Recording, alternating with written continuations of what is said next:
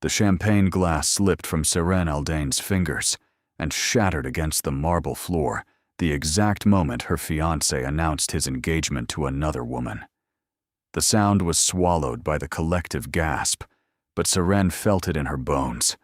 That crystalline destruction, sharp and final. Champagne pooled around her silk slippers, soaking through delicate fabric her mother had spent 3 months embroidering. The ballroom fell silent. 300 guests turned as one, faces a blur of feigned shock and barely concealed delight. Seren stood frozen at the edge of the dance floor, her burgundy gown suddenly feeling like a shroud. The chandeliers seemed too bright, the music too loud before it stumbled to a halt. Aldous Vernier, the man she'd loved for 3 years, the man who'd proposed beneath the willow tree in her family's garden, the man who'd promised her forever just 6 weeks ago and meant absolutely none of it, stood at the center of the room, with Venetia Ashford draped on his arm like a jeweled serpent. Venetia's smile was radiant, triumphant. Her diamond necklace alone was worth more than everything Seren's family had ever owned, and she wore it like a declaration of war. "I know this comes as a surprise," Aldous was saying, his voice carrying that smooth, practiced charm she'd once found so captivating. "But when love strikes, one must follow one's heart." Love.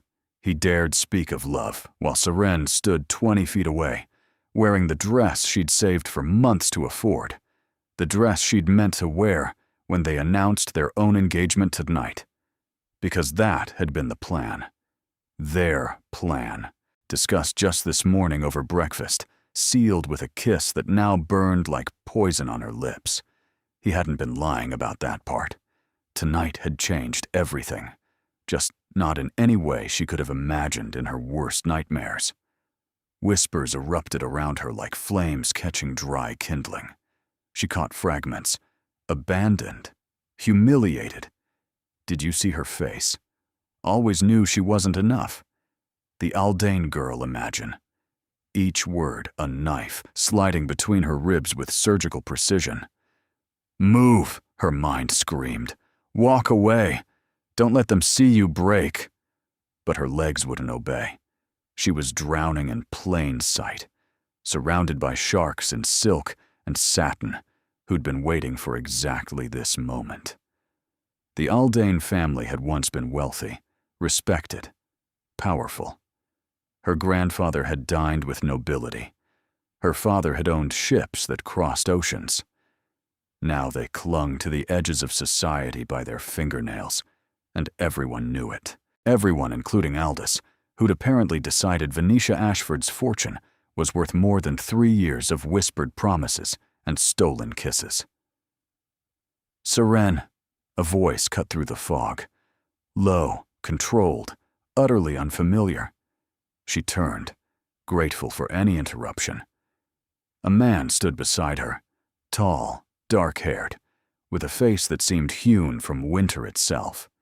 His pale, piercing eyes assessed her with an intensity that made her breath catch. He wore black evening clothes that fit him like armor, and something about his posture suggested he commanded rooms simply by existing in them. "I don't believe we've met," she managed, her voice steadier than she felt. "We haven't." He didn't offer his name. Instead, he extended his hand. Elegant fingers, a signet ring she didn't recognize, absolute certainty in the gesture. "Dance with me." It wasn't a question. "I don't." "You have 2 choices." His voice dropped lower, meant only for her. "Stand here while they watch you crumble, or dance with me and let them wonder." The music had resumed, a waltz, achingly beautiful. Couples took the floor, shooting glances their way. Seren looked at the stranger's outstretched hand, elegant, powerful, completely foreign to her world. Then she took it. His grip was firm as he led her onto the dance floor, positioning them directly in Aldous' line of sight, with what seemed like deliberate precision. His hand settled at her waist with proprietary confidence, warm through the silk of her gown. "Chin up," he murmured as they began to move. Smile like you planned this. Like he's the fool, not you. I don't know who you are. Castian Valthor, Duke of Ashenmore. Her steps faltered. A duke. She was dancing with a duke while her entire life collapsed around her. The Duke of Ashenmore. She'd heard the name whispered at parties, always accompanied by words like reclusive and powerful and dangerous. Why? She breathed. Why help me? His cool gray eyes held hers, revealing nothing of his thoughts. Because you looked like you needed a villain more than a victim. That doesn't answer my question. A hint of amusement crossed his features, a crack in the ice so brief she might have imagined it. No, he agreed. It doesn't. The waltz ended. The final notes hung in the air like a question. But instead of releasing her, the Duke leaned closer, his lips nearly brushing her ear, his breath warm against her skin. Meet me in the East Garden in 10 minutes.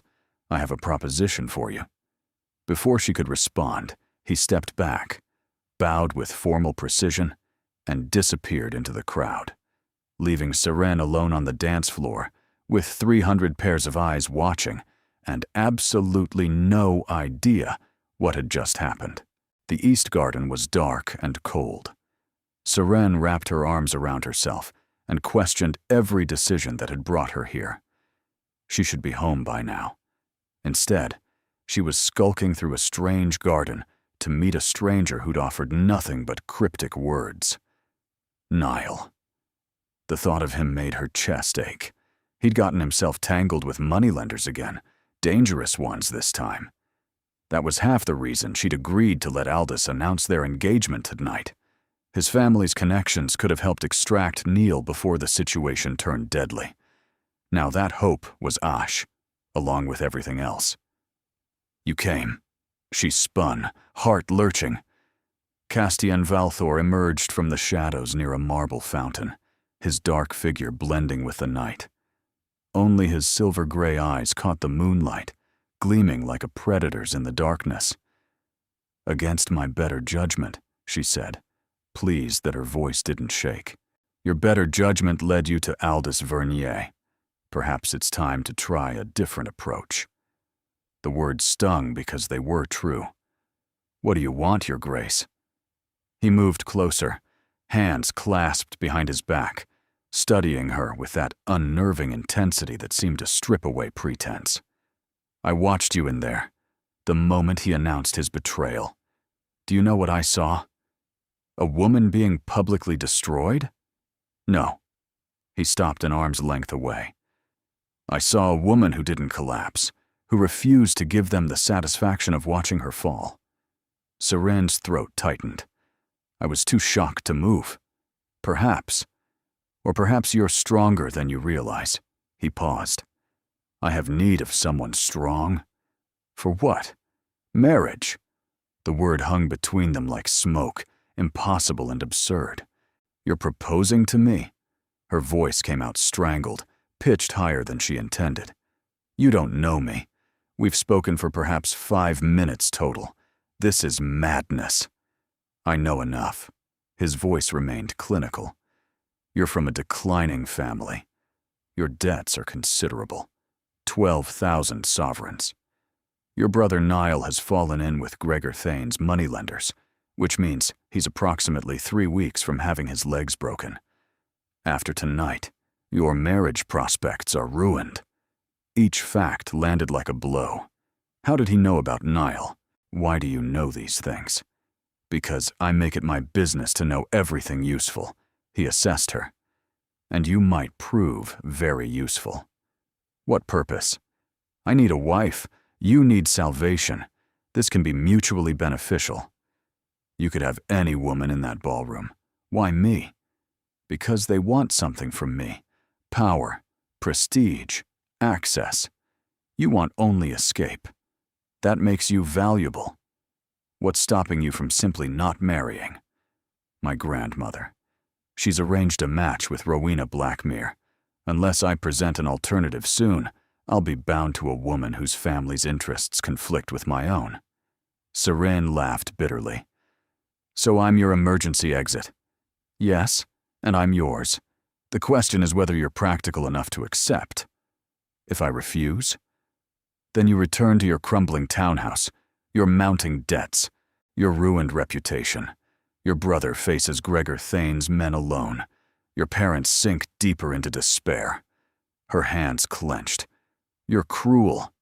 I'm honest. There's a difference. He stepped closer. I'm offering you a way out. Title, security, protection, resources to save your brother.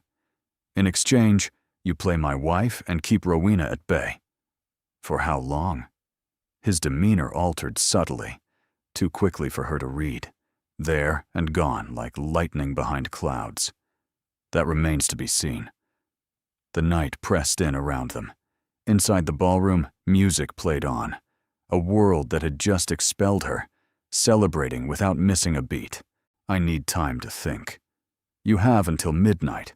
He pressed a card into her hand, thick paper embossed with wolves and thorns. My carriage will be at the north gate. If you're not there by 12, we'll never speak of this again. He walked past her, then paused. Whatever you decide. Don't mistake my coldness for indifference. Then he was gone, leaving her alone with an impossible choice, and 53 minutes until midnight. The clock read 11:47 when Seren climbed into the Duke's carriage. She'd spent 40 minutes arguing with herself, listing every reason this was madness. She'd spent another 10 searching for her parents, only to find her father at the card tables, and her mother pretending not to notice the pitying glances. In the end, it wasn't logic that decided her. It was Aldous and Venetia leaving together, her laughter carrying across the foyer, his hand possessive on her waist. She was done being the one who lost everything. The carriage interior was dark, lit by a small lantern casting shadows across velvet seats. Castian sat across from her. He'd removed his gloves. His hands were elegant but scarred, small marks across his knuckles. You came, he said, satisfied. My options were limited. Honesty. Good. He leaned forward. Before we proceed, I need to explain the terms clearly. First, this will be a real marriage, legal and binding. No annulment. Society would never accept less, and I won't give my grandmother ammunition to invalidate it. Serene's stomach dropped. You said this was temporary. I said the duration remained to be seen. The marriage is permanent. What we make of it beyond formalities, that's negotiable. I won't demand affection you don't feel. You'll have your own chambers, your own freedom. I ask only that in public. You play the devoted wife convincingly. And in private. We can be strangers sharing a residence if you prefer. Strangers. After Aldis's betrayal, the thought of being emotionally entangled again made her chest constrict. What do you get from this arrangement? Freedom from my grandmother's machinations. A wife who won't scheme for power she doesn't understand. And, he hesitated. Time. Time for what? His expression closed. That's not your concern. Not yet. I have conditions, she said, straightening her spine. His eyebrow rose. Do you indeed? You need me as much as I need this. That makes us equals in this negotiation. First, my family's debts cleared, all of them. Not as charity. Consider it my dowry in reverse. Done. Within the week. The ease of his agreement startled her. Second, my brother Niall. He's fallen in with Gregor Thane's organization. I want him extracted and given legitimate employment. You care deeply for him. He's my brother. I won't abandon him to be beaten while I live in luxury. I have resources for this. He may resent the interference. I'll take resentment over a shallow grave. Recognition stirred in those cool eyes. Agreed. Third condition. When this ends, however it ends, I walk away with my dignity. No scandal attached to my name. This marriage won't end, Miss Aldane. Everything ends eventually. I want protection." He leaned back. "Then let me offer a counter-condition. In 3 months' time, I'll reveal something. Who I truly am, what I truly control. If after learning this, you still wish to leave, I'll grant everything you've asked. Freedom, security, an untarnished reputation, enough money to live comfortably. And if I don't wish to leave?" His ghost of a smile held something complicated.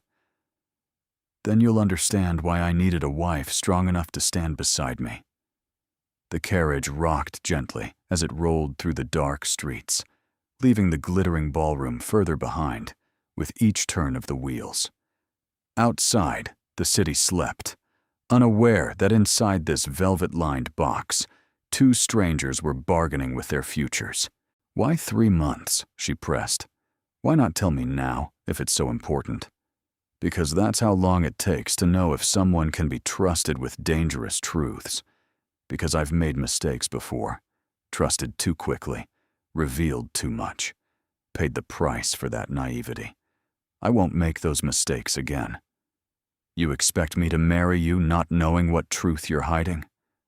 "I expect you to marry me because the alternative is returning to a life that just proved it would devour you whole. Because you're intelligent enough to recognize opportunity when it appears, even wrapped in uncertainty." He extended his hand across the carriage, the same gesture he'd made on the dance floor, the same offer wrapped in ice and mystery. "Do we have an agreement, Miss Aldane?" Seren looked at his hand, looked at the calling card still clutched in her own, now crumpled at the edges, looked at the window, where the first gray hints of dawn were creeping across the sky, painting the city in shades of pearl and shadow. Her old life was over. Aldous had made sure of that with his announcement, his betrayal, his casual destruction of everything she'd built. But this man, this cold, calculating, infuriatingly mysterious Duke, was offering her a new one. Uncertain, possibly dangerous, definitely mad, but new. She took his hand. "We have an agreement." His fingers closed around hers, cool and firm, sealing a bargain that would change everything. "Welcome to Ashenmore, Miss Aldane." A change crossed his expression, there and gone too fast to identify. "I do hope you survive it." The carriage lurched forward, carrying her toward a future she couldn't begin to imagine, and a husband whose secrets ran deeper than the shadows themselves. Behind them, the city grew smaller, swallowed by distance and morning mist. Ahead, something vast and unknown waited, and somewhere in the space between, Seren Aldane began to wonder exactly what she'd just agreed to become. Ashenmore materialized through the morning mist like a fortress risen from the bones of the earth itself. Seren pressed her face to the carriage window, her breath fogging the glass, exhaustion forgotten in the face of such overwhelming grandeur. She'd expected wealth. He was a duke, after all. She'd prepared herself for marble and gilt, for the kind of tasteful opulence she'd glimpsed at society balls. But this was something else entirely. Something almost frightening in its scale. Dark stone walls rose 3 stories high, flanked by towers that seemed to pierce the low-hanging clouds. The architecture was ancient, built for defense rather than beauty, with narrow windows that watched the approaching carriage like suspicious eyes. The ground stretched endlessly in every direction. Wild moors and twisted forests, nothing like the manicured gardens of city estates. Even the sky seemed different here, heavier, charged with secrets. This wasn't a home. This was a kingdom unto itself. "It's been in my family for 400 years, Castian said, watching her reaction with that assessing gaze. "Built during the succession wars, when my ancestors needed a fortress that could withstand siege. More military installation than manor, though my mother tried to soften it during her time here." Tried? Some things resist softening. Some places hold on to their original purpose, regardless of decorative efforts. His voice carried something she couldn't quite identify. Grief, perhaps, or resignation. You'll understand once you've lived here a while. The carriage rolled through iron gates, guarded by stone wolves with bared teeth. Servants appeared instantly as they entered the courtyard, dozens of them, lined in perfect formation. They were measuring her, finding her lacking. "Your Grace." A severe woman in black approached, silver hair pulled into a punishing knot. "The household is prepared. Shall I show Miss Aldane to her chambers?" "Not yet, Mrs. Craddock. My grandmother first." The housekeeper's expression flickered before smoothing to professional neutrality. "The Dowager Duchess is in the morning room." Inside, Ashenmore was overwhelming. Vaulted ceilings disappeared into shadow. Tapestries depicting ancient battles covered walls of gray stone. Portraits of Valthor ancestors lined every corridor, generations of sharp-featured men and women watching with eternal judgment. "The East Wing will be yours," Castian said. "Private sitting room, bedchamber, attached study. Complete freedom within those rooms. And outside them? You'll learn the rules quickly. The servants are loyal and discreet, but trust is earned here, not given."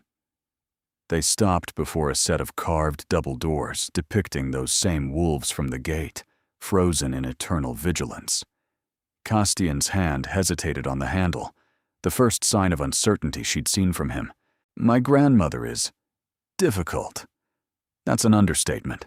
She's formidable, suspicious, and deeply opposed to anything that disrupts her plans. She won't accept this marriage easily. He met her eyes directly. But she can't stop it. Not legally. We wed this afternoon. This afternoon? Serene's voice pitched higher. "I thought there would be time to prepare." "There's a chapel on the grounds, a priest who owes me favors. The faster this is done, the less time anyone has to interfere." His gaze held hers. "Every hour we delay is an hour she can use to prevent this. I want to know what I'm agreeing to before I'm legally bound to it forever." "You agreed in the carriage. You made a bargain." His voice softened fractionally.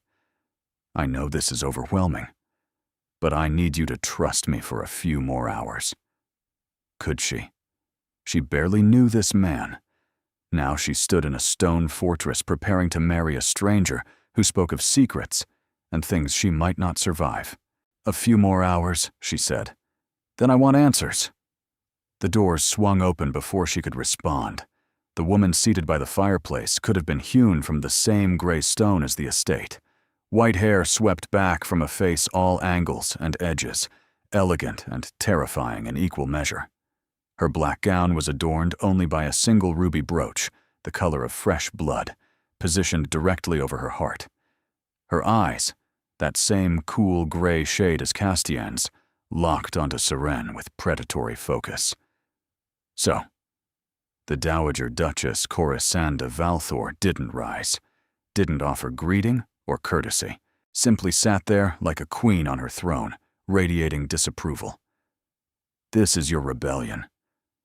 "Grandmother." Castian's voice was ice meeting ice, two glaciers grinding against each other. "Allow me to introduce Serene Aldane, my bride." "Your bride." The word dripped contempt, poison wrapped in silk. A disgraced nobody from a bankrupt family, plucked from the same ballroom where her fiancé announced his engagement to another woman not 4 hours past. She smiled thinly, a knife's edge curving upward. "Yes, I've already received detailed reports. News travels remarkably fast when it's sufficiently humiliating." Serene's face burned, but she held the older woman's gaze and dipped into a curtsy that would have made her deportment instructor proud. "Your Grace, I apologize that we meet under such circumstances." "Don't apologize to me yet. Girl, I haven't decided if you're worth acknowledging." The Dowager turned her cutting gaze to Castian. "Rowena Blackmere's family will be furious, her father in particular. The contracts were nearly finalized. Signatures awaited only the formality of announcement. This will cause more than scandal. It will cause consequences. Contracts I never signed. Arrangements I never agreed to. You made those plans without my consent, grandmother. I'm simply correcting your presumption. My presumption? The dowager's voice could have frozen fire. My presumption is that you honor your duties to this family, that you understand the alliances required to maintain our position, that you don't throw away generations of careful work for— Her eyes raked over Seren with naked disdain. This is my choice, made freely. It stands.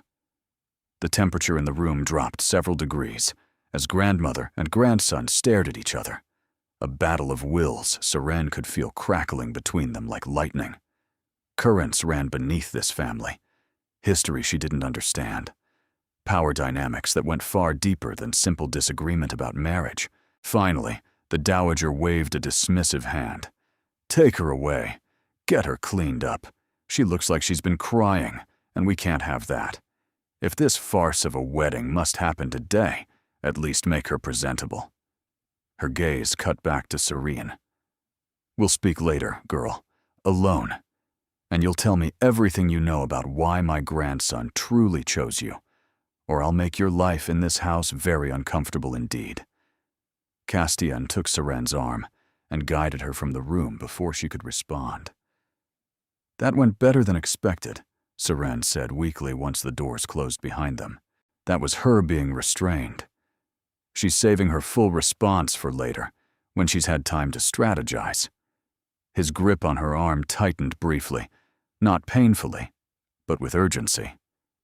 She'll try to pry information from you, pressure you, intimidate you into revealing whatever she thinks I'm hiding. I don't have any information to give. You haven't told me anything. Then tell her that. But be careful. She's masterful at extracting truths people don't know they're revealing. Don't let her manipulate you into corners. Is that what I am now? A piece on a chessboard between you and your grandmother? He stopped walking, turning to face her fully. In the dim corridor light, his features seemed sculpted by shadow. You're much more than that. But she won't see it. Not yet. Maybe not ever. And what do you see? For a moment, just a moment, something cracked in his controlled expression. Something that looked almost like vulnerability. Almost like hope. Then it was gone. Walls rising again like castle defenses. I see someone who survived what should have destroyed her. I see someone who negotiated terms with a duke at midnight, rather than simply accepting whatever was offered. I see potential. He resumed walking, and she had no choice but to follow. The wedding is at 4 o'clock in the chapel. Try to rest before then. You'll need your strength for what comes next. As if summoned by the question, a young woman appeared at the end of the corridor, dark-haired like Castian, but with warmth where he had only frost. Her eyes were forest green rather than pale gray, and they sparkled with undisguised curiosity. Her smile was immediate and genuine, transforming the gloomy corridor into something almost welcoming. You must be Seren. She rushed forward, taking both of Seren's hands before anyone could make proper introductions. I'm Lysara, Castian's sister. I've heard absolutely nothing about you, because my brother tells me nothing about anything. But you're here, and you're marrying him today, and I couldn't be more delighted. The contrast with the dowager was so stark, so unexpected, that Seren nearly laughed despite everything. Don't overwhelm her, Castian said dryly. She's been through enough tonight. Don't be tedious. Lysara shot him a look that only a sibling could deliver. You've clearly overwhelmed her plenty already with your mysterious scheming. Let me fix what you've broken. She tugged Seren down the hallway. Come. We have 3 hours, a wedding to prepare for, and I have approximately 10,000 questions about how on earth you ended up here." Saren glanced back at Castian. He stood watching them go, his face difficult to read. But just before she turned the corner, she caught something in his eyes. Relief, perhaps, or possibly hope. Something human, at any rate, beneath all that ice. The wedding dress was white silk with silver embroidery, delicate as moonlight on snow, and it fit Saren as if it had been made for her. She stood before a full-length mirror in the finest guest chamber she'd ever seen, all cream and gold, with windows overlooking the wild moors, and barely recognized the woman staring back at her. Her dark hair had been pinned into an elegant arrangement by skilled hands. Pearls adorned her throat and ears, real ones, heavy with meaning she didn't understand.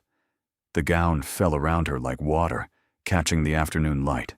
"It was our mother's," Lysara explained softly, adjusting the delicate sleeve with careful fingers. "She wore it when she married our father, 26 years ago. She was about your size." Castian must have remembered. He asked Mrs. Craddock to prepare it specifically for you.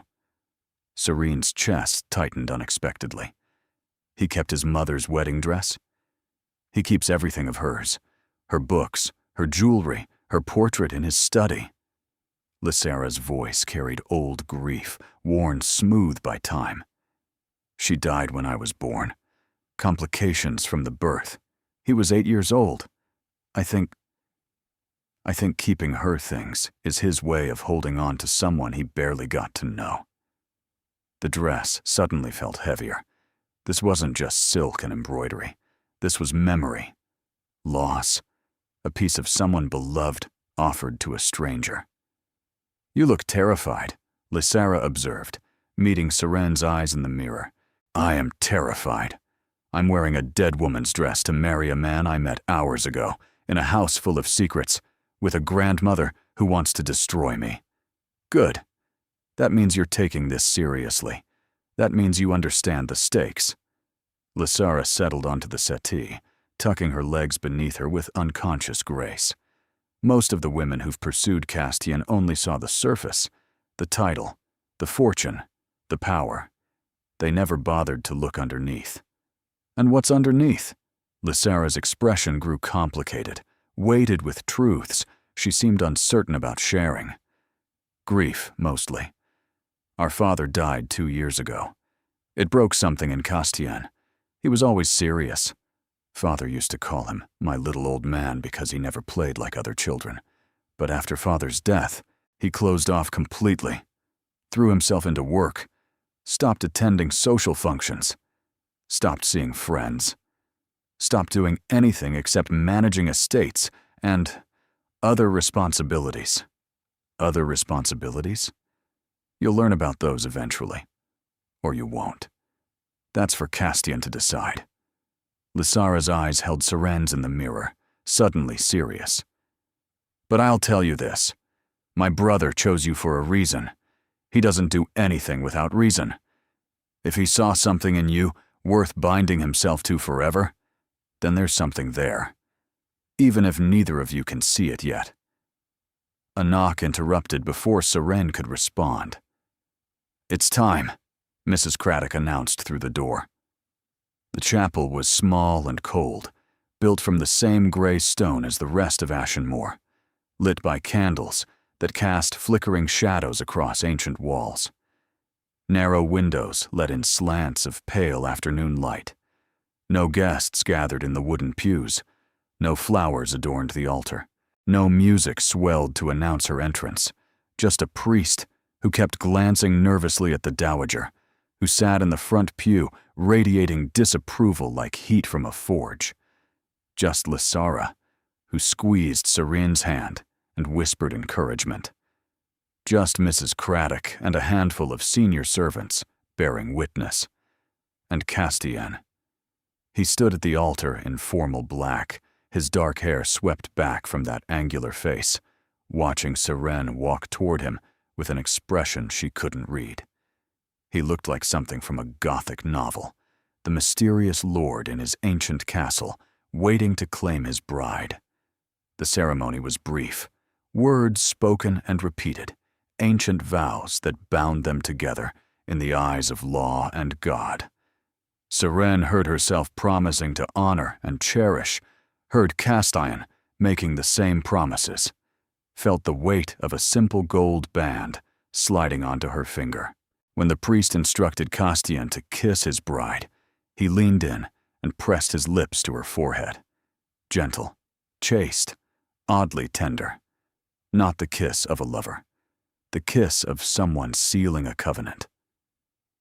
"It's done," he murmured against her skin, so quietly no one else could hear. "You're safe now. Whatever happens next, you're protected." Safe. Strange word for a bride to hear at her wedding. Protection. As if danger was assumed. As if safety was the exception rather than the rule. The dowager swept out without offering congratulations, her black skirt snapping against the stone floor. Lysara embraced Seren fiercely, whispering, "Welcome to the family. I'm so glad you're here. We needed something new in this house." Then there was dinner, awkward and largely silent in a cavernous dining room designed for 50, where 3 people sat clustered at one end of a table that stretched into shadow. The dowager picked at her food and made pointed comments about duty and the responsibilities of station. Lysara tried to lighten the mood with chatter about upcoming social events. Castian ate methodically and said almost nothing. When the dowager finally retired with a parting remark about how she expected to see improvement tomorrow, Seren felt her shoulders drop with relief. "Don't let her intimidate you," Lysara said, squeezing Seren's hand across the table. "She's all thorns at first, but there's something softer underneath. You just have to survive long enough to find it." "That's reassuring." Lysara laughed, a bright sound that seemed foreign in this stone-heavy house. "I'm being summoned by my maid. Something about correspondence that arrived while we were at the ceremony. I'll find you tomorrow. We have so much to discuss." She departed in a whirl of green silk, leaving Seren and Castian alone for the first time as husband and wife. The silence stretched between them, filled with uncertainty. "I'll show you to your chambers," he said finally. They walked through empty corridors, their footsteps echoing against stone. The east wing was quieter than the rest of the house, warmer, more human-scaled. Tapestries here depicted gardens instead of battles. The portraits showed women reading, children playing, moments of domestic peace rather than martial glory. Castian opened a door to reveal a suite that made Seren catch her breath despite everything. Soft blue walls the color of a summer sky, a fireplace already burning with welcoming warmth, a canopied bed draped in cream silk that looked impossibly inviting after the longest night of her life. "Your sitting room is through there," he pointed. "The study through that door, a small library through the next." He paused. "The door at the far end connects to my chambers, but it locks from your side. You control when, if, it ever opens. I will never enter without invitation." The consideration in the gesture surprised her. He'd thought about her comfort, her autonomy, her need to feel safe in this unfamiliar place. "Thank you," she said quietly, "for all of this." He nodded, turning to leave, then stopped, his hand on the doorframe. "You did well today, with my grandmother, with the ceremony, with all of it." His voice was quieter now, stripped of its usual controlled precision. Most women would have fled by the time my grandmother finished her first sentence. "I don't have anywhere to flee to. We've established that." "That's not why you stayed." Seren met his gaze. "No?" "No." He studied her like she was a puzzle he couldn't quite solve. "You stayed because you refused to be defeated, because you'd rather face an impossible situation than surrender to an inevitable one.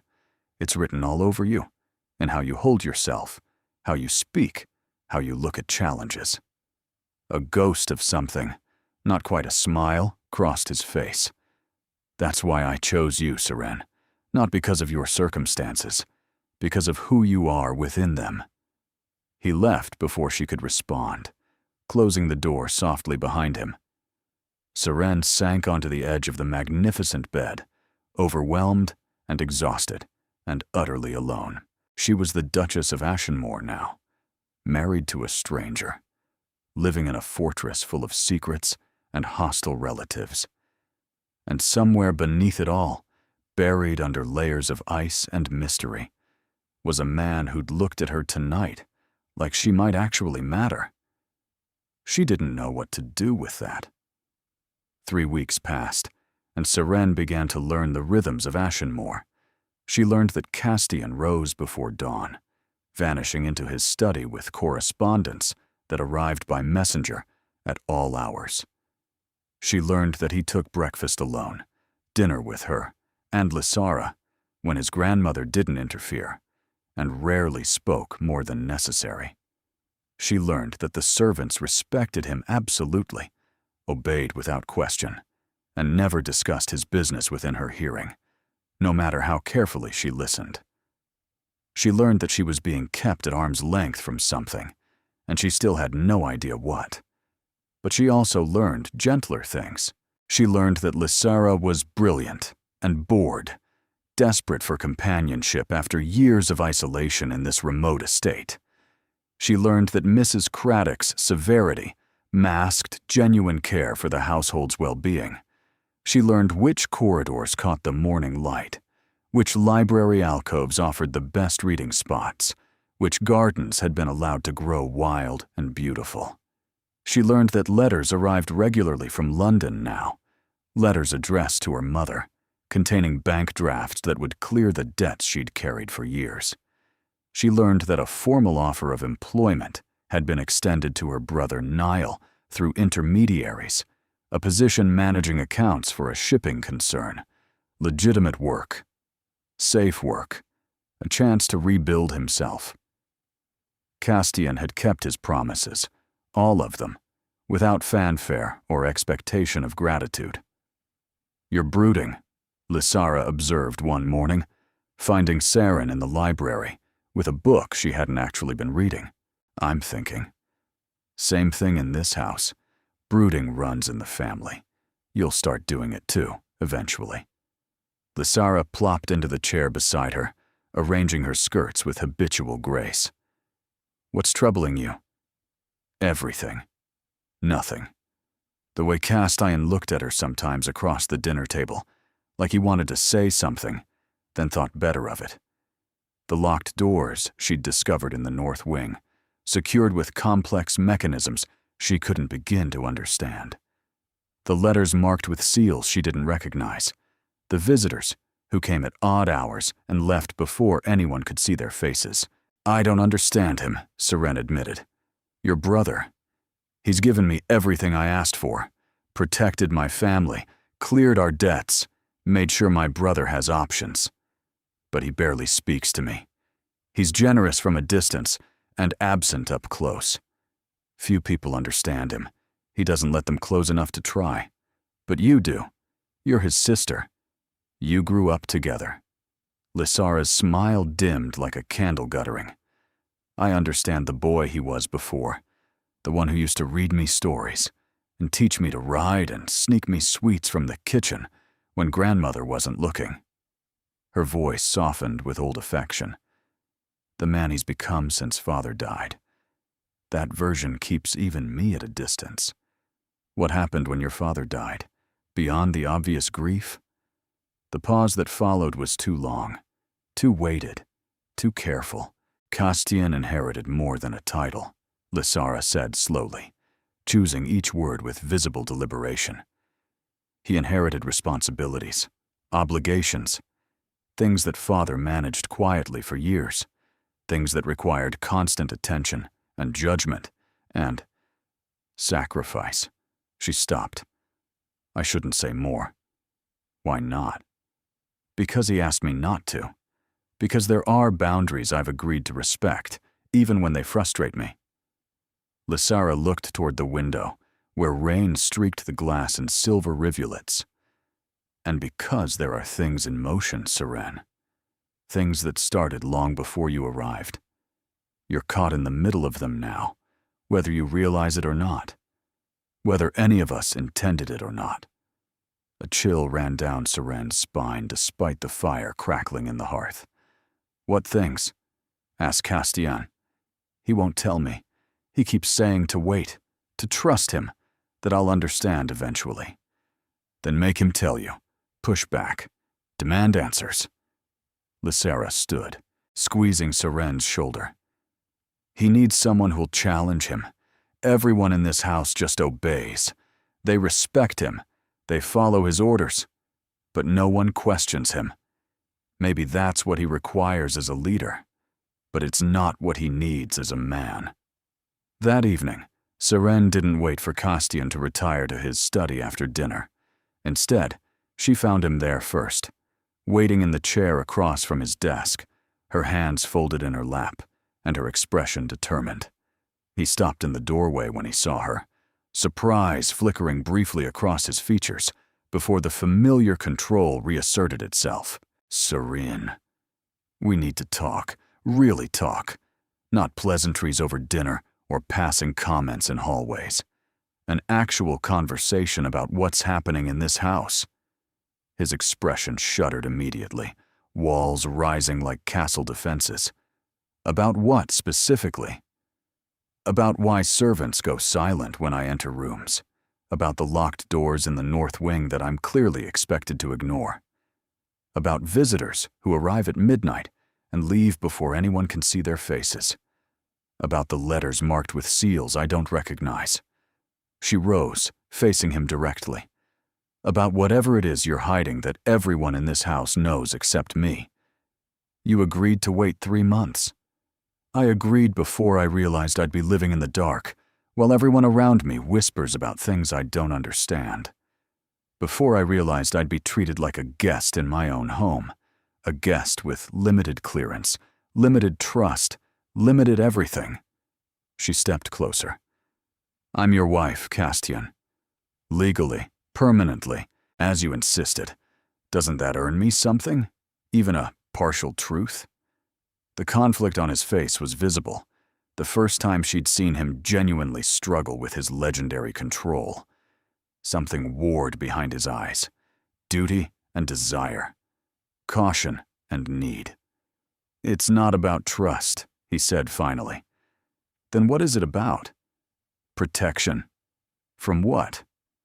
He moved past her to the window, staring out at the rain-soaked grounds where night was falling fast. When he spoke, his voice was barely above a whisper. From the truth about what I am, what I control, what my father controlled before me, and his father before him, stretching back generations. He turned, and something in his expression made her heart stutter.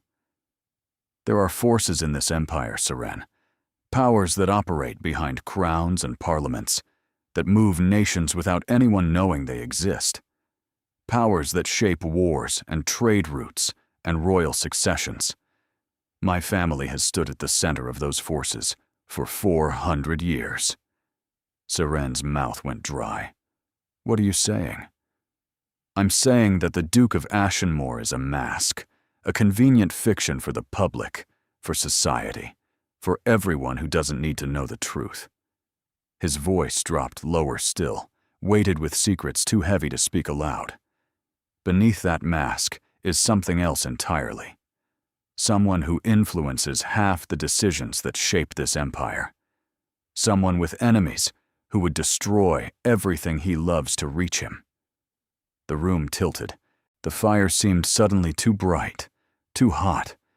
Everything she thought she'd understood about this marriage, this house, this man, all of it shifting beneath her feet.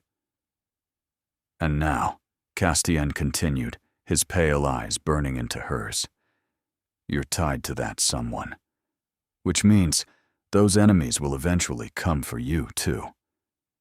He crossed the room, stopping inches away. His hand rose to her face, not quite touching, hovering like he was afraid she might break, or flee, or both.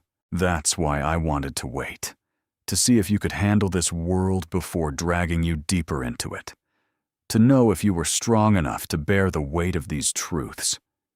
He set his jaw with resolve. But you're right. You deserve honesty.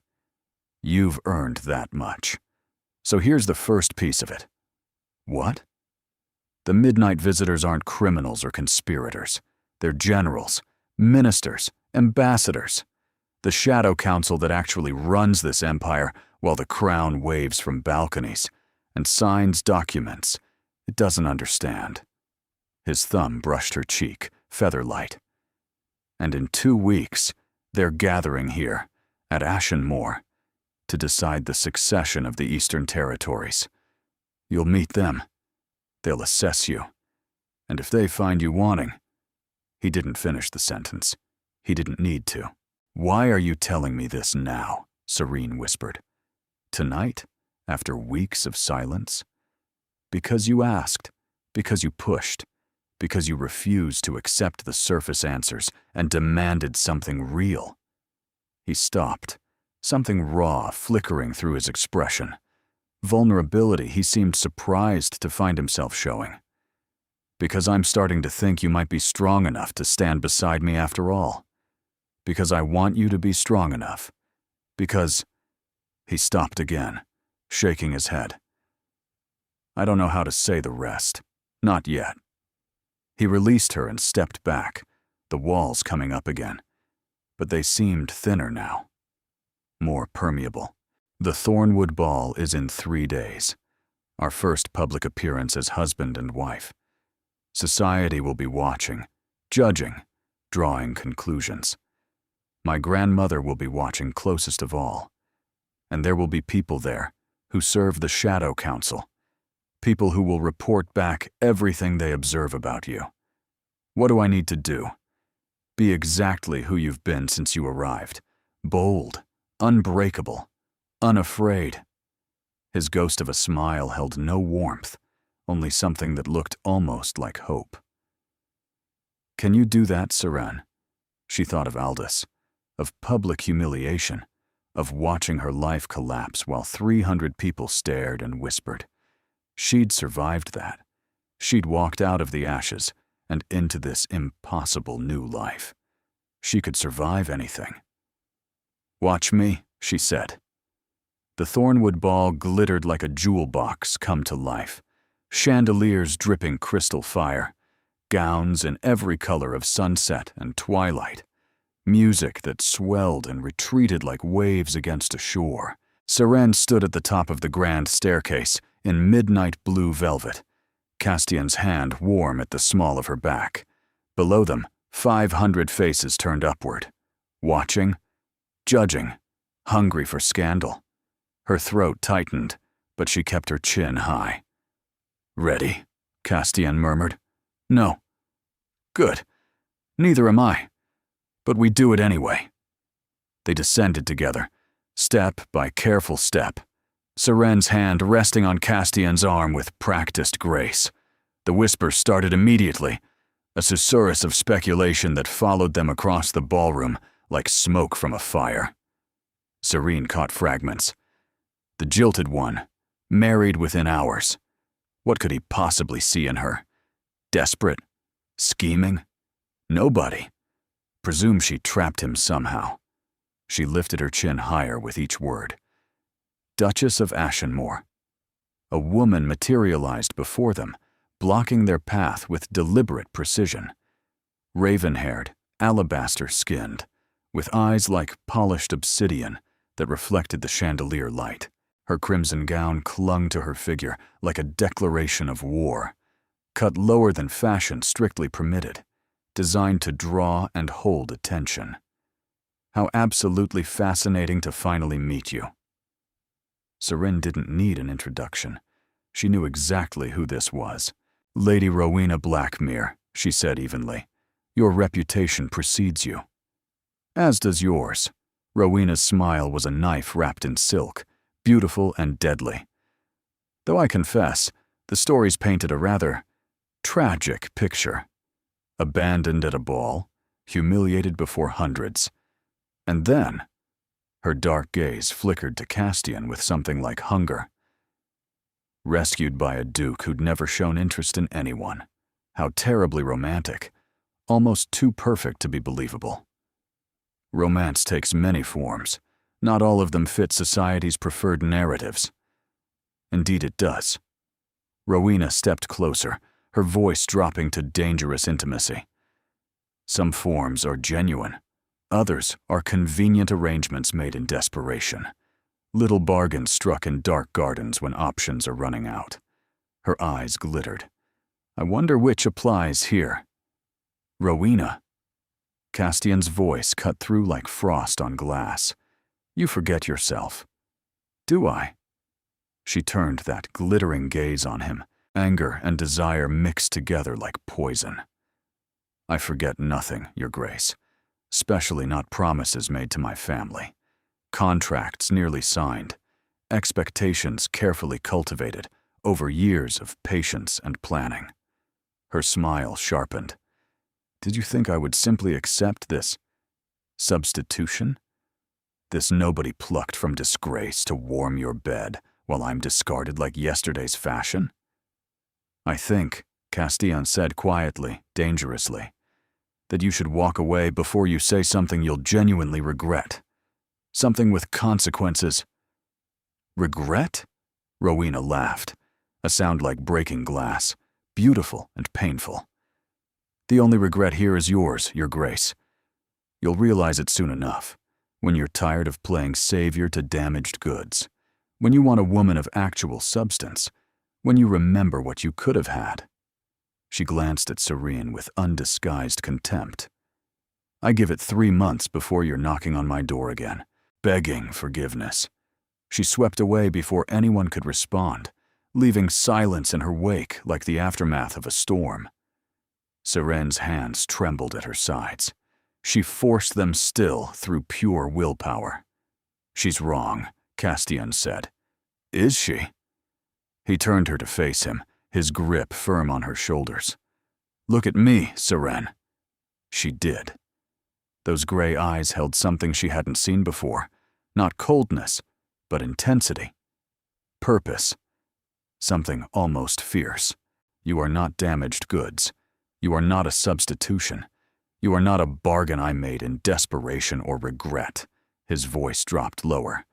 You are exactly where you're supposed to be, and everyone in this room who doubts that will learn the truth soon enough. What truth? That I chose you.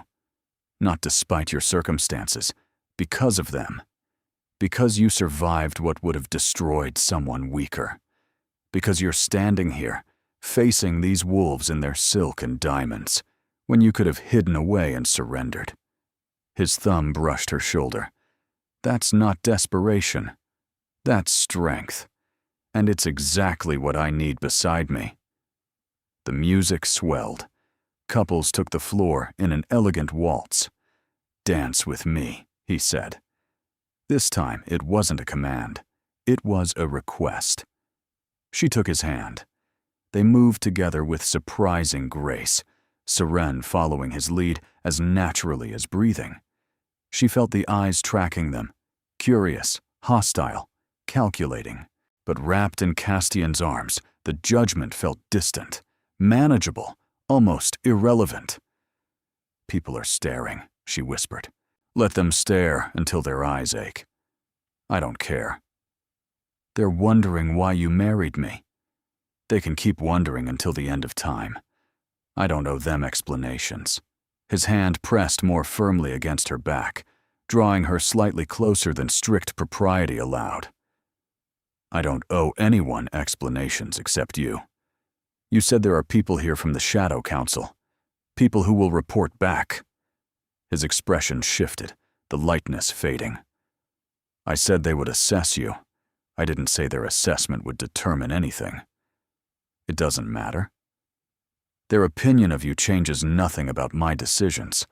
What matters is whether you can survive what's coming, whether you can stand beside me when the full weight of my responsibilities becomes clear.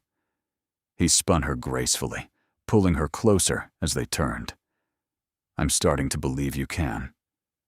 The waltz ended. Castian held her a moment longer than necessary, his lips near her ear. In 10 days, the council gathers at Ashenmoor. They'll make decisions that affect millions of lives.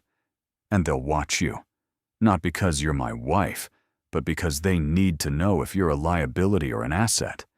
If you're a weakness they can exploit, or a strength that makes me more formidable. And if they decide I'm a liability, his silence was answer enough. The weight of it pressed against her chest like stone. The days after the ball passed in a blur of preparation. Seren learned the names and histories of council members, 12 figures who operated in shadows, who moved nations like chess pieces, who answered to no crown but wielded more power than any king. Castian taught her in late-night sessions in his study, maps and documents spread across every surface, his voice patient despite his exhaustion. Lord Thasian Morn, controller of Eastern trade routes, a quiet man with kind eyes who'd been her father's friend decades ago before the fall. Lady Vespera Caney, whose network of informants spanned 3 continents, ancient, sharp, rumored to know every secret worth knowing. General Aldrich Fenworth, who commanded armies that existed on no official roster, blunt-spoken and honorable, loyal to the council rather than any single member, and 8 others, each more formidable than the last. They've all served with my family for generations, Castian explained one evening. Maps covered every surface, marked with symbols Seren was finally beginning to understand. My father held them together through force of will and earned trust. His death created a vacuum that others want to fill. And you filled it. I'm trying. For the first time, she heard exhaustion in his voice, real, unguarded weariness. Some of them respected my father enough to give me time to prove myself.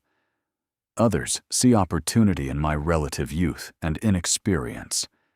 They test me constantly. Every decision I make is scrutinized, including your decision to marry me. Especially that decision. Rowena's father is among those who see opportunity. Castian's expression darkened. Lord Blackmere controls the western mining operations. Half the Empire's iron and coal flows through his territories. The marriage he wanted for Rowena wasn't about connection to my title. It was about consolidating power within the council itself, positioning his family to make a move when the time was right. And by marrying me instead, I denied him that consolidation, made a permanent enemy in the process. He looked at her directly. Another truth I should have told you earlier. Another danger I've placed you in. Seren moved closer, studying the maps, trade routes and territorial boundaries, alliance lines and contested zones, the skeleton of an empire laid bare. Show me everything, she said. Show you what? Everything. The territories, the alliances, the enemies, the history of every grudge and every alliance. She met his surprised gaze steadily. If I'm going to stand beside you when the council arrives, I need to understand what I'm standing in the middle of. I won't be a liability they can exploit. I refuse to be.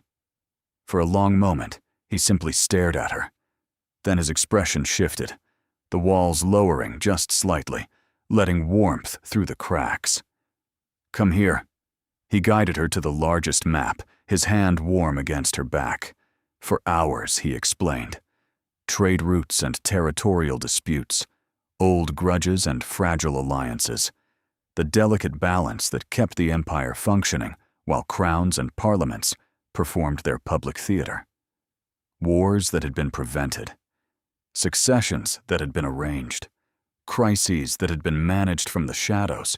Seren listened, asked questions, challenged assumptions, pointed out weaknesses he hadn't considered, connections he'd overlooked. And somewhere in those hours, something changed between them.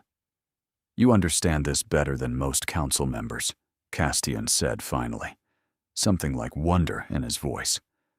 I understand survival.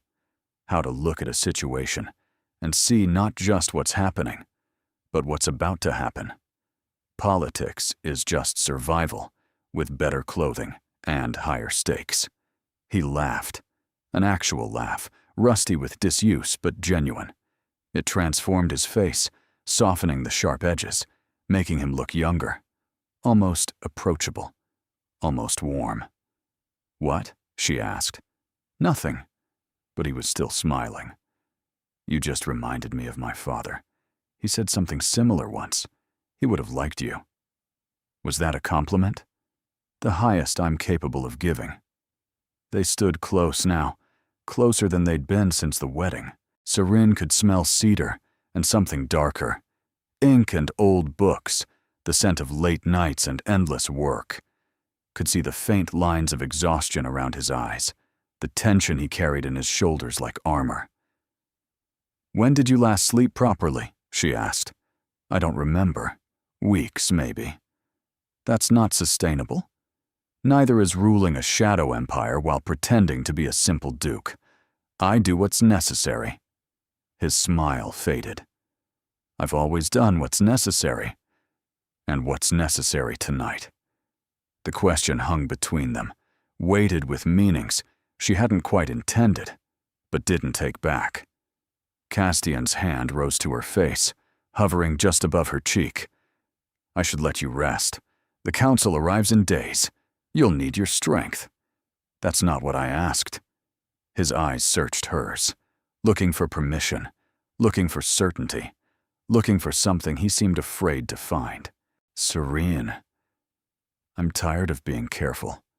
She closed the distance, pressing her cheek into his palm.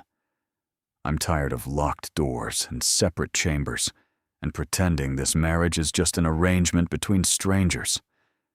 It was supposed to be. That's what we agreed. Things change. Agreements evolve. People surprise themselves. She looked up at him. You said you chose me because I was strong, because I survived. Maybe I'm strong enough for this too. He kissed her. Not the chaste brush of lips from their wedding. This was real, deep and searching and hungry. His hands tangled in her hair, pulling pins loose until dark waves spilled over her shoulders. She gripped his jacket, pulling him closer, closer, until there was no space left between them. When they finally broke apart, both breathing hard, his forehead rested against hers. This complicates everything, he whispered. I know. If I lose you now, you won't. You can't promise that. The council, my enemies, the dangers I've dragged you into. Neither can you promise me safety. No one can promise anyone safety. She pulled back enough to meet his eyes. But I'd rather have something real and risk losing it than spend the rest of my life with locked doors between us, wondering what might have been. He kissed her again, gentler this time, but no less intense. That night, the connecting door between their chambers stayed open.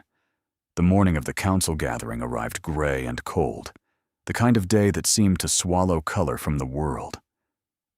Serene woke alone in Castian's bed, his side already cool.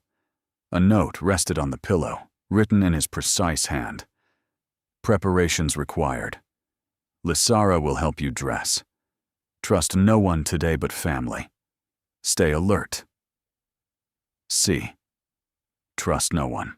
The words echoed as she prepared, as Lysara helped her into a gown of deep emerald that felt like armor, as they descended together to a house transformed.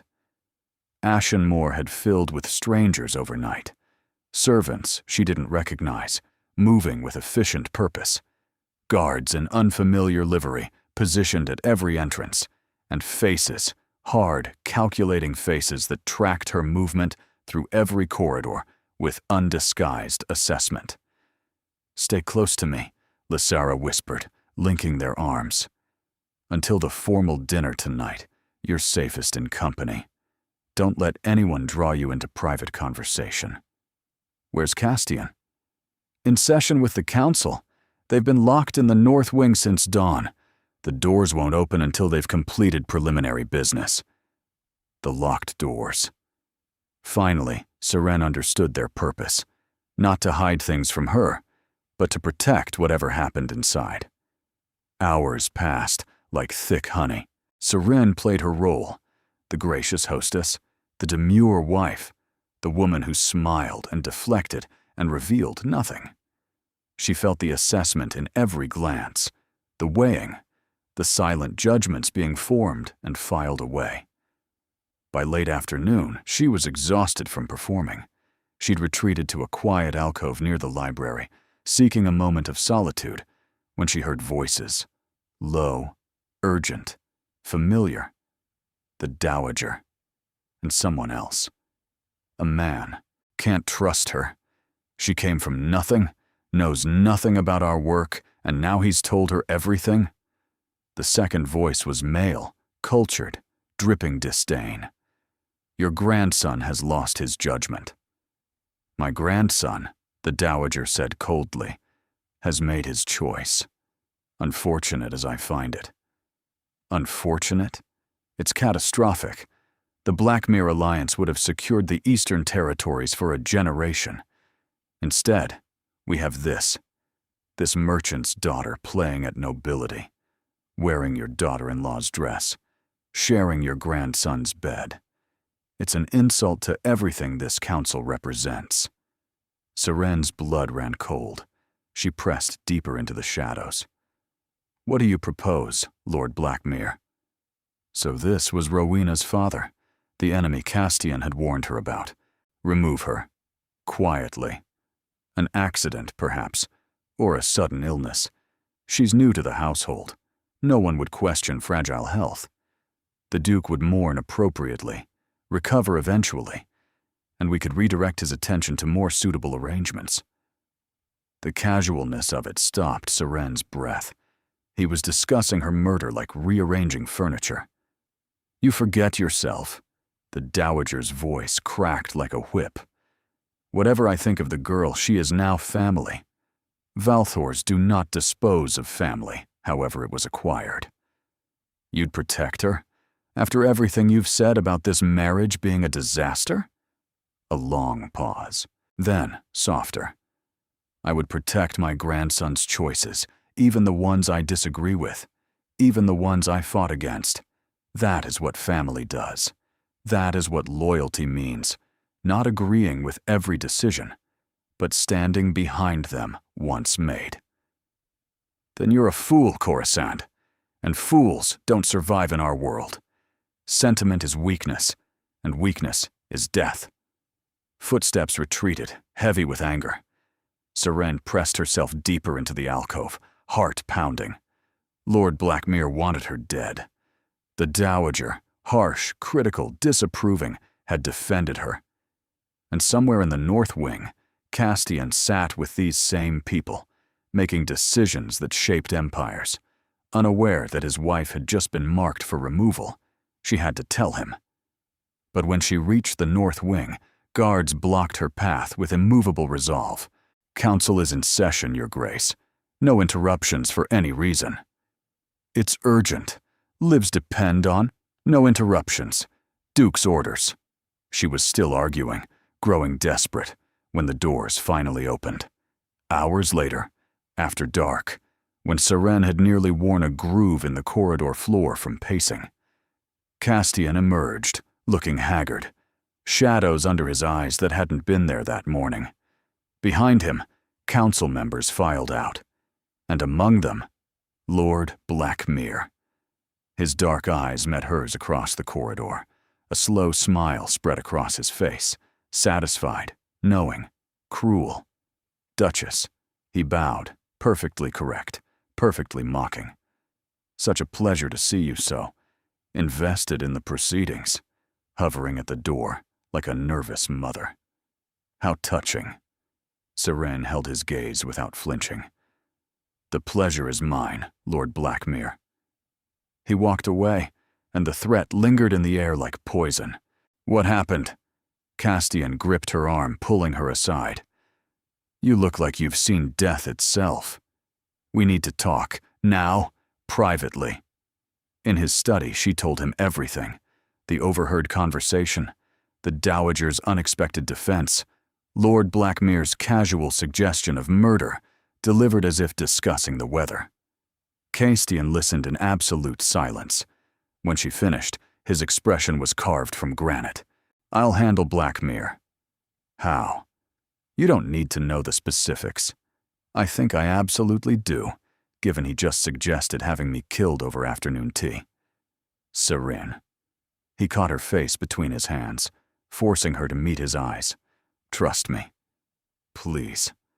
I will not let anyone hurt you. Not Blackmere. Not anyone. I'm not worried about myself. I'm worried about you." She gripped his wrists. "These people are dangerous. You've spent 2 years trying to hold them together, to fill your father's place. But what happens when they decide you're the obstacle? When they decide your attachment to me is weakness they can exploit? That won't happen. It could. It already has. Blackmere sees me as your weakness. How many others see the same thing?" Intensity burned in his eyes. "You're not my weakness. They don't know that. They can't see what I see."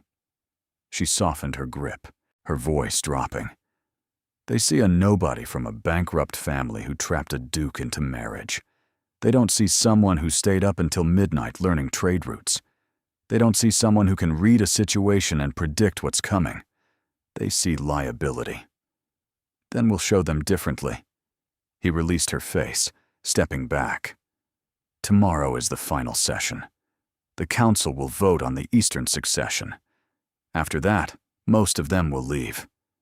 But tonight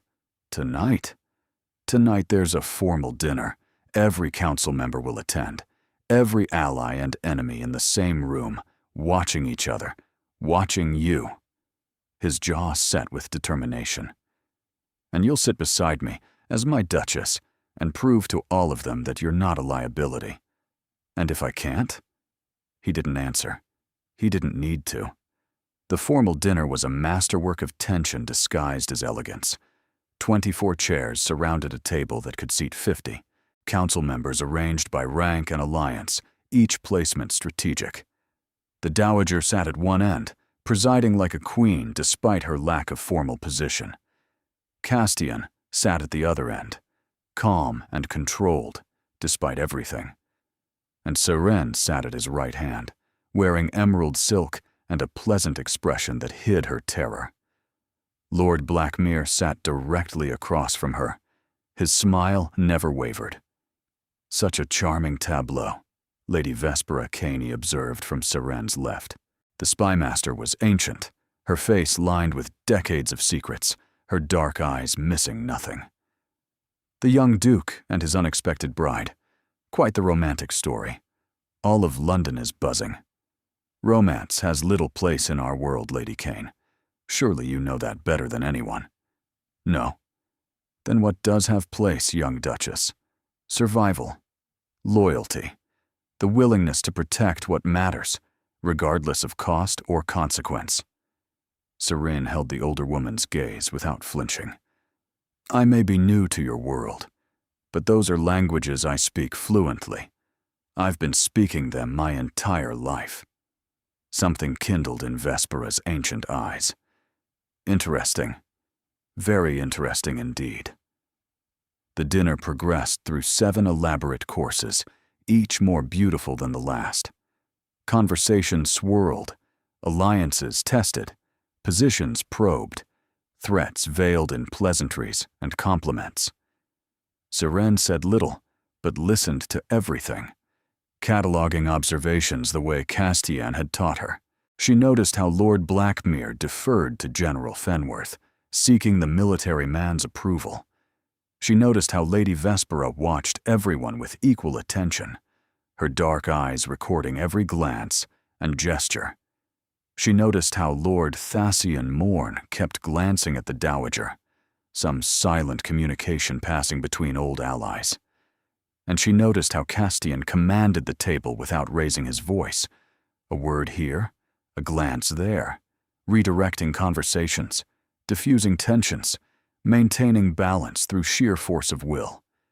This was his battlefield. These were his enemies and allies. And he navigated them with the same cold precision he brought to everything, until Lord Blackmere decided to attack openly. "Your Grace," he said, during a lull in conversation, his voice carrying across the sudden silence with deliberate clarity. "I must confess curiosity about your Duchess's qualifications for her position." Every head turned. Qualifications? Castian's voice could have frozen fire. "Forgive me, I mean no offense, but the Council has always valued transparency in such matters. Your father's wife came from the Valdris family. Impeccable lineage. Your grandmother was a Thornwood, legendary connections. Distinguished families with clear contributions to our cause." Blackmere spread his hands in false innocence. "The Aldane family, however, I confess I know nothing of them beyond unfortunate bankruptcy. Enlighten us." The silence was absolute. Everyone waited. Seren set down her wineglass with careful precision. "You're right, Lord Blackmere. The Aldane family has no distinguished lineage, no ancestral wealth, no political connections worth mentioning." She let the words land, watching his smile widen. "My father was a merchant who lost everything to bad fortune and a treacherous partner. My mother takes in mending to survive. My brother struggled with gambling and dangerous associations until recently." Blackmere's smile grew triumphant, victory gleaming in his cold eyes. "And yet," Seren continued, her voice strengthening, "I am sitting at this table, in this house, wearing these jewels, married to this man." She leaned forward slightly. "Do you know why, Lord Blackmere?" His smile faltered. "Because I survived. When my world collapsed around me, I didn't crumble with it. When I was publicly humiliated before hundreds of people, I didn't hide in shame. When a stranger offered me an impossible choice at midnight, I took his hand and stepped into the unknown without looking back." She let her gaze sweep the table, meeting every pair of eyes. "I have no lineage to recommend me, no fortune to buy favor, no network of spies or armies or trade routes. All I have is the absolute refusal to be defeated." Silence pressed against the walls like a living thing. His Grace didn't choose me despite my circumstances. He chose me because of them. Because he understood that someone who survives destruction learns things that those born to privilege never will. Because hardship is its own education. Because I don't need to be taught what's at stake. I've lived it." She turned to Blackmere directly, her voice quiet but cutting. "I've heard what you think of me, my lord. Damaged goods. Nobody. Liability." His face paled. "But I wonder, when everything you have is stripped away, when your lineage and wealth and connections mean nothing, what will be left of you?" She smiled, and it was not kind. "I already know what's left of me. I've met her in the mirror every morning for years. Can you say the same?" The silence stretched like a held breath. Then, from the head of the table, the Dowager laughed. Not a polite chuckle, a genuine, startled laugh that made everyone turn in surprise. "Well," she said, raising her glass, "it seems my grandson's taste is better than I credited. To the Duchess of Ashenmore, who has just reminded us all why spirit matters more than pedigree." One by one, other glasses rose. Lady Vespera, her ancient eyes gleaming with approval. Lord Thasian, with a genuine smile. General Fenworth, nodding with military respect. Lord Blackmere sat motionless, his smile gone, his face a mask of barely contained fury. Castian took Seren's hand beneath the table and squeezed, his grip warm and fierce. She'd passed the test. But as she met Blackmere's eyes across the table, dark with hatred, burning with humiliation, She knew with absolute certainty. This wasn't over. He would come for her again, and next time, he wouldn't be so indirect about it. The council session the next morning erupted into chaos before noon. Seren was in the library when she heard the shouting, voices raised in the north wing, sharp enough to carry through stone walls and closed doors. She gathered her skirts and ran. Guards moved to stop her at the corridor entrance, but Lysara was already there, face pale as milk. "What's happening?" Black Mir made his move. Lysara's voice shook with barely contained fear. "He's challenged Castian's leadership, demanded a formal vote of confidence, claims Castian is too young, too compromised by personal attachments, too distracted to lead effectively." Can he do that? Just challenge like that? The council rules allow it. If enough members support the challenge, Castian loses his position. Everything falls apart. Her green eyes were wide. Everything. The doors burst open. Council members spilled out, some furious, others calculating, all of them radiating tension. Lord Blackmere strode through them, his expression triumphant. He stopped when he saw Seren. "Duchess!"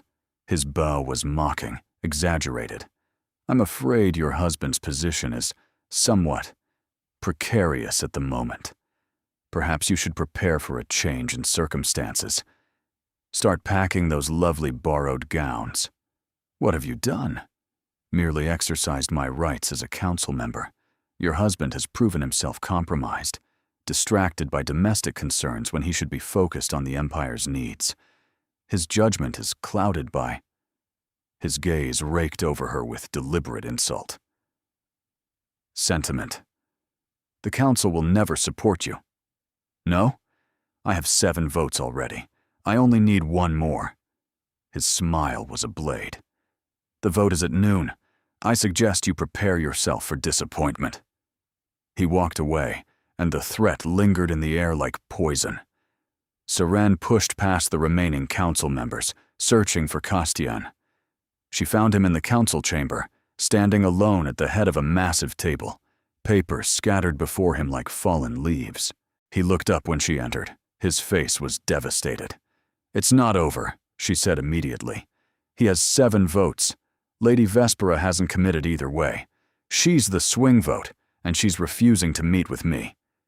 Then we find another way to reach her. Serene." He said her name like it hurt. "If this vote goes against me, everything changes. The protection I've offered you, the security I promised, it all disappears. Blackmere will see to that personally. I don't care about protection. You should. I care about you." She crossed the room, gripping his hands. "Stop treating this like you've already lost. We have until noon. What do we do?" He stared at her. Something in his expression shifted. Despair cracking, determination bleeding through. "There's one way, but it requires revealing something I've kept hidden even from the council." "What?" He released her hands, moving to a locked cabinet in the corner. From it, he withdrew a leather case, worn with age, secured with complex mechanisms. Inside was a single document, heavy paper, covered in seals and signatures spanning generations. My father didn't just lead the council. He held something over them. Insurance. Castian's voice was barely audible. "This document contains evidence of every questionable decision the council has made for the past 50 years. Every compromise with principles, every betrayal of stated values, every crime committed in the name of stability." Seren's breath caught. "Including Blackmere's, including everyone's. My father called it the Covenant.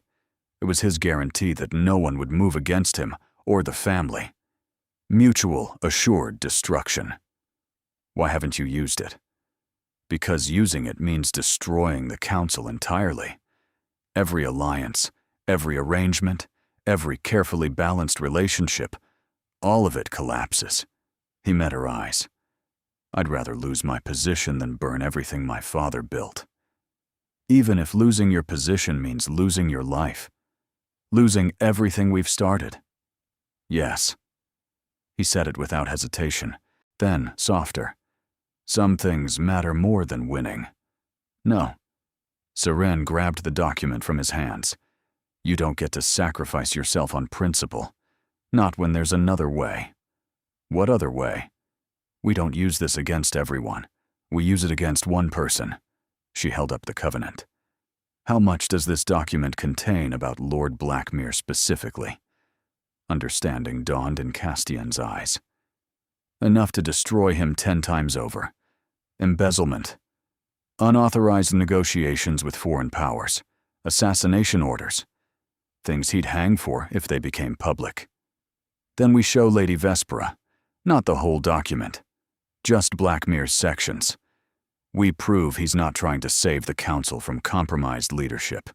He's trying to seize power for himself before his own crimes come to light. She'll want to know where the information came from. Then tell her. Tell her everything. If we're asking her to trust us, we have to trust her first. Seren gripped his arm. You said she values information above all else. Give her information no one else has. Make her understand what's really at stake. Castian stared at her. This woman who'd walked into his world 5 weeks ago, who'd faced down every challenge he'd thrown at her, who was now standing in a council chamber plotting political warfare like she'd been born to it. When did you become this? He asked quietly. I've always been this. You just finally let me show you. He kissed her. Quick, fierce, full of something that felt like hope. Let's go convince a spy master. The council chamber fell silent as Castian entered at noon, Seren at his side. Their hands joined. Every seat was filled. Lord Blackmere sat at the far end, his supporters flanking him, confidence radiating from every line of his posture. Lady Vespera occupied the center chair, her expression revealing nothing of their earlier conversation. The dowager sat straight-backed, watching everything with hawk-sharp eyes. The vote has been called, General Fenworth announced, standing as arbiter. Duke Castian Valthor's fitness to lead is in question. Lord Blackmere has presented his case. The Duke may now respond. Castian released Seren's hand and stepped forward. Lord Blackmere claims I'm compromised, distracted, unfit to lead. His voice carried through the chamber, cold and certain. He points to my marriage as evidence of poor judgment. A woman of no family, no fortune, no political value. Murmurs rippled through the room. He's right about her circumstances. He's wrong about everything else. Castian's gaze swept the table. I didn't marry Seren Aldane despite her lack of political connections. I married her because of it. Because she owed nothing to anyone in this room. Because her loyalty couldn't be bought, couldn't be inherited, couldn't be arranged by ambitious families with ulterior motives. He turned to Blackmere directly. Unlike some marriages that have been proposed to this council. Blackmere's face darkened. But my wife's qualifications aren't why we're here. Castian's voice hardened. We're here because Lord Blackmere wants power. Not stability, not the good of the Empire. Power. And he's willing to destroy everything my father built, everything this council has maintained for generations, to get it. Lies, Blackmere spat. I seek only what's best for Lady Vespera. Castian cut him off with surgical precision. You received a document this morning. Would you share its contents with the council? Every head turned to the spy master. She rose slowly, ancient and terrible, a sheaf of papers in her gnarled hands. I received evidence of 17 unauthorized operations conducted by Lord Blackmere over the past decade. Evidence of significant embezzlement from council funds. Evidence of secret negotiations with foreign powers without council approval. She set the papers on the table. Evidence that Lord Blackmere's challenge isn't about leadership concerns. It's about preventing discovery of his own corruption, before the Duke could expose it. Chaos erupted. Blackmere lunged to his feet. "This is fabrication, forgery. You can't possibly—" "Sit down." The Dowager's voice cracked like thunder. "Before you embarrass yourself and your family further." Guards appeared at the doors. Blackmere looked around wildly, searching for allies, finding none. Even those who'd supported him moments ago were pulling away, distancing themselves from contamination. "The vote is void," General Fenworth declared. "Lord Blackmere is suspended pending full investigation.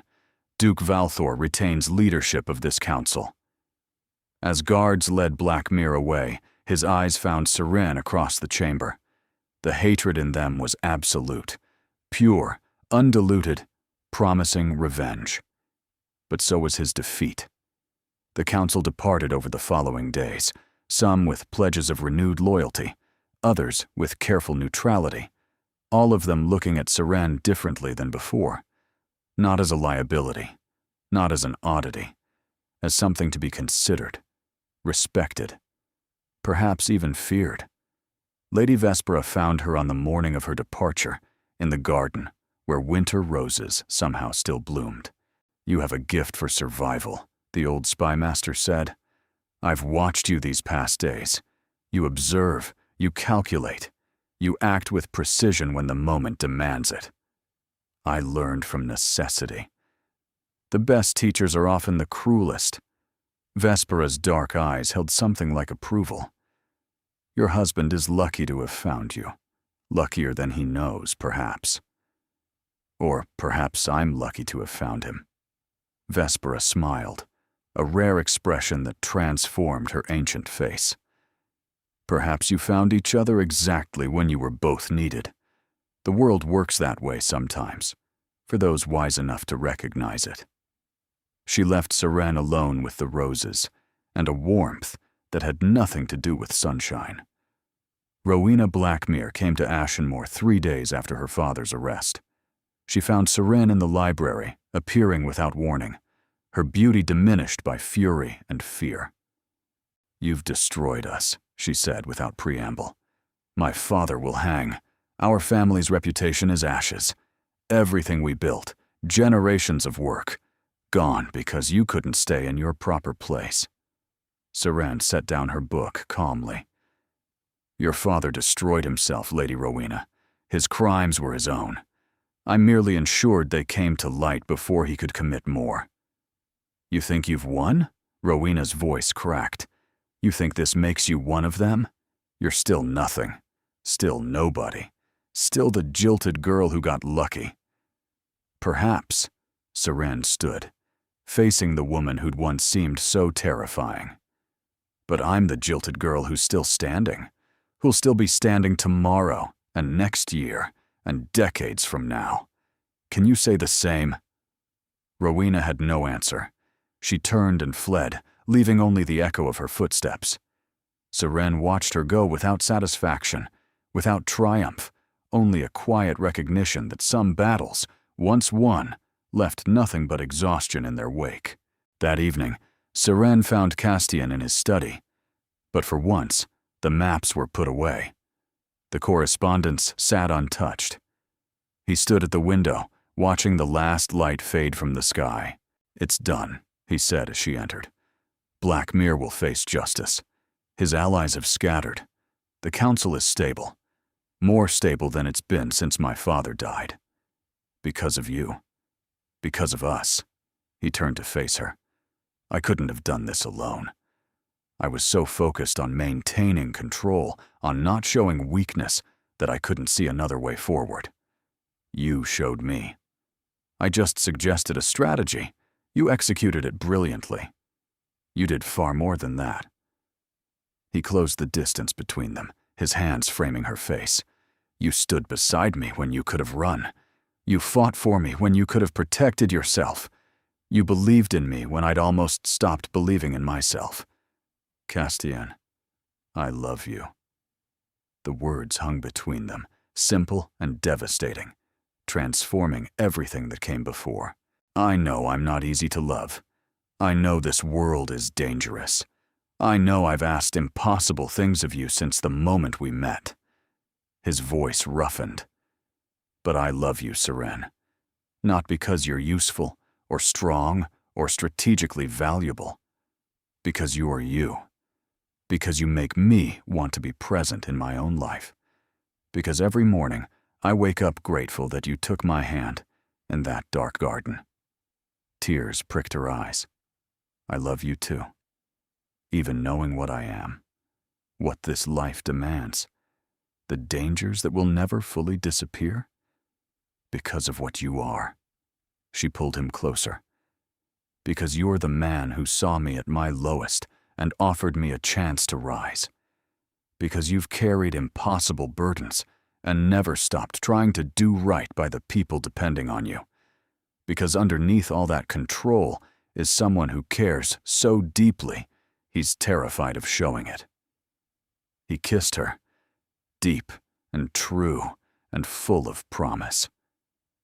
When they parted, he reached into his pocket. "I have something for you." It was a ring, not the simple band from their hasty wedding, but something extraordinary. A sapphire the color of midnight sky, surrounded by diamonds that caught the light like scattered stars. "This was my mother's. My father gave it to her the day I was born."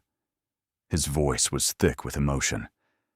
He told her it was for moments of new beginning, when old worlds ended and new ones opened up.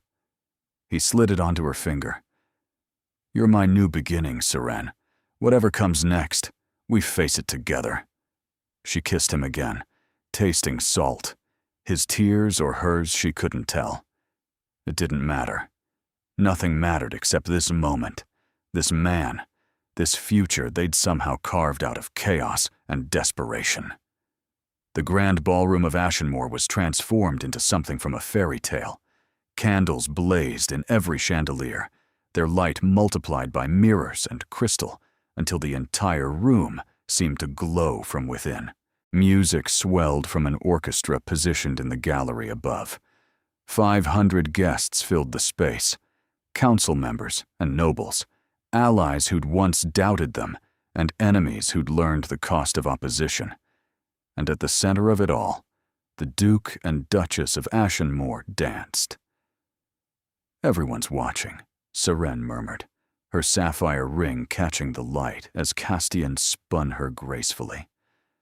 "Let them watch until their eyes tire. I don't care. They're still wondering, you know, how a jilted nobody ended up here. They know the answer by now. They've watched you command council meetings. They've seen you negotiate treaties and diffuse crises. They've learned that underestimating you is a mistake no one makes twice." She laughed softly. "Flatterer. Truth-teller. There's a difference." The music swelled toward its conclusion. Seren caught glimpses of the people who'd shaped their story. Lysara dancing with a young lord who looked both terrified and enchanted. The dowager holding court in a corner, still formidable, but with something softer in her eyes when her gaze found her grandson and his wife. Lady Vespera watching everyone with eternal vigilance, but offering a small nod of approval when she caught Seren looking. Niall was here too, her brother, transformed by a year of legitimate work into someone their father barely recognized. He stood near the refreshment table, laughing at something her mother had said, looking genuinely happy for perhaps the first time since childhood. Her parents had traveled from their modest home, debts cleared, stability restored, pride slowly healing. Her father had shaken Castian's hand and said simply, "Thank you for seeing what I always knew was there." Even the ghost of Aldous Vernier seemed far away now, a small humiliation that had led to an extraordinary life. She'd heard he and Venetia were miserable, their marriage one of convenience that had soured into mutual contempt.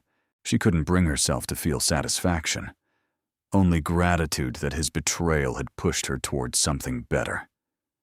"Do you ever wonder?" Castian asked as the dance concluded. "Wonder what?" "What would have happened if I hadn't asked you to dance that night? If you'd refused? If you'd stayed safe instead of stepping into the unknown. Seren considered. I would have survived, found some modest position, lived some quiet life, watched my family struggle, and blamed myself for not doing more. She met his eyes. But I wouldn't have lived. Not really. Not like this. No regrets? Only one. His brow furrowed. What? That we wasted 2 weeks with a locked door between us. She smiled. I could have kissed you much sooner. He laughed, that rare, genuine laugh she'd grown to treasure, and kissed her right there, in front of 500 watching guests. The whispers would fly tomorrow. The gossip would spread. The proper matrons would clutch their pearls and declare it scandalous. Seren didn't care, because she was exactly where she belonged, in the arms of a man who ruled half an empire and loved her completely, in a world she'd never imagined entering, much less conquering, in a life that had started with public humiliation and led to private joy. Later that night, alone in their chambers, Castian handed her a letter that had arrived that morning. "It's from your mother," he said. Serene opened it, reading aloud. "My dearest daughter, watching you tonight reminded me of something my mother once told me. She said that the hardest storms grow the strongest trees. I didn't understand then. I do now. You are the strongest tree in any forest, my darling, and I am so proud of the woman you've become. Not because of the title, or the gowns, or the grand house. Because you never stopped being you. Kind, brave, fierce, true. Even when the world tried to convince you that being you wasn't enough, it was always enough. You were always enough. All my love, forever and always, Mother." Seren's eyes filled with tears. Castian pulled her close, holding her as she cried, not from sadness, but from the overwhelming fullness of a heart that had learned, against all odds, to hope again. "She's right, you know," he murmured against her hair. "About what?" "You were always enough. From the first moment I saw you standing in that ballroom, refusing to crumble, I knew.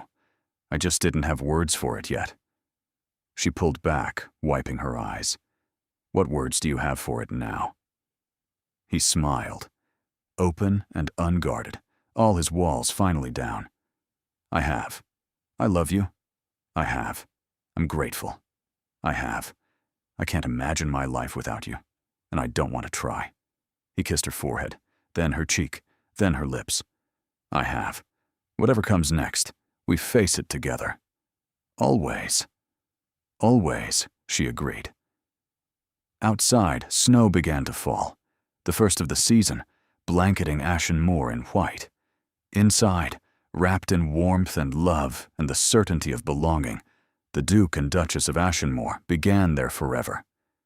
Some stories start with fairy tale meetings, princes and princesses who recognize each other immediately, who fall in love at first sight, who never doubt the path they're on. Theirs started with betrayal, desperation, and a bargain made at midnight in a dark garden. But the ending was the same. Happy, true, earned, and absolutely, impossibly, completely worth every step of the journey to get there.